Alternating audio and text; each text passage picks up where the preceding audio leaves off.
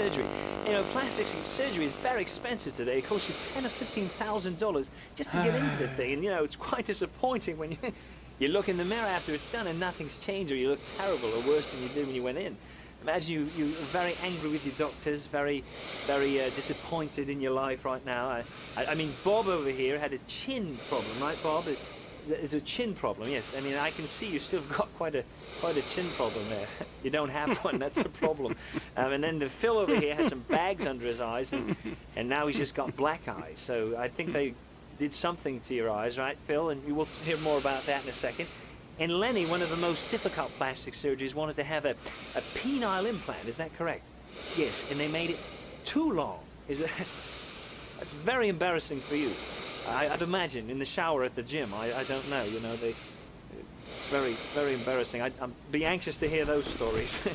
Don't be tripping over anything as you're doing it. But of course, let's go back to Bob here. Bob, the chin surgery. Why would you have your chin fixed or anything? What was wrong with it? Well, you know, I mean, I'd be riding my bike around the park and stuff and put that helmet on, and, you know, I can see that's a problem. Let's go over to Phil. I didn't even Phil, say you had anything. bags under your eyes from being overworked. Yeah, you know, I come home working Tired 40, all the 80 time. hours down at the loading. Tell us your story. You came out of surgery, you woke up, and tell us what happened. Well, you know, I couldn't open my eyes for like 4 weeks, you know. They sewed my eyes shut.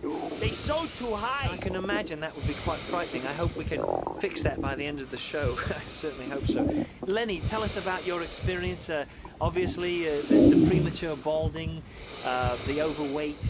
You know, not that I'm saying you're overweight or premature balding. I'm just making conversation with you. But obviously, you wanted a little more in your life, I'm sure, and, you know, we all know what that means. Has this helped your love life, Phil? I mean, I I'm don't sure have a you've love entered life, you know. contests and things like that, and Well, you know, I haven't dated. Tell us a little Nobody bit about pays your attention to surgery. me anyway. Well, you know, it was horrible. You know, I had no dates, and I'm 47. You know, my mother thought I was. Well, all of our guests here have had Nobody's traumatic interested. experiences.